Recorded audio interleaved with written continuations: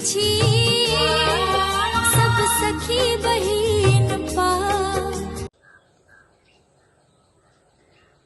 हम भारती चौधरी जनकपुर से सखी बहिन पा गीत नाद प्रतियोगिता के लिए हम भगवती झूमर प्रस्तुत कर जा रहा छी। अंगना बहारी बहारी कुरिया लगाओल, हे मैया जट दाए हेरु नामी के सहे।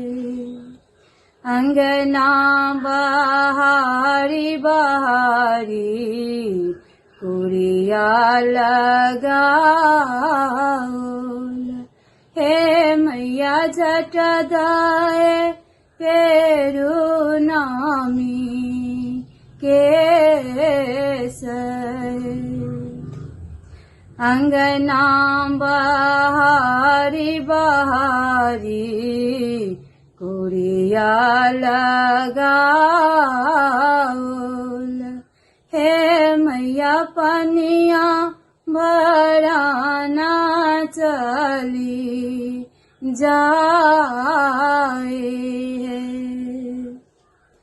कथी के घैलिया है मैया, कथी के गेरुलिया, हे मैया कथी डोरी भर बनी रमल जल है।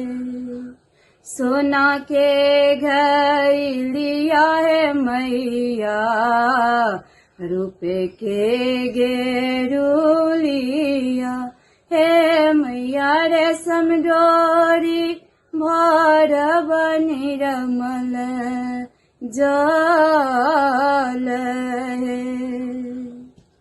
घोड़वा चढ़ल लखीन भैरव रसीलवा, हे भैरव झट दाए घैलायल गाऊ है।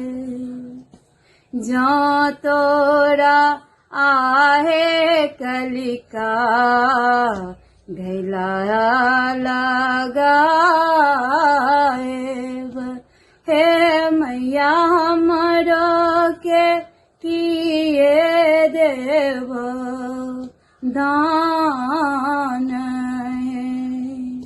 देवौ में देवौ है भैरव हाथ के कंगनमा, हे भैरव गरा में देवौ ग्रीमो हार है। अगिया लगे बहुए कलिका हाथ के कंगनमा, हे मैया बाजरा खसे बई ग्रीमो हार है।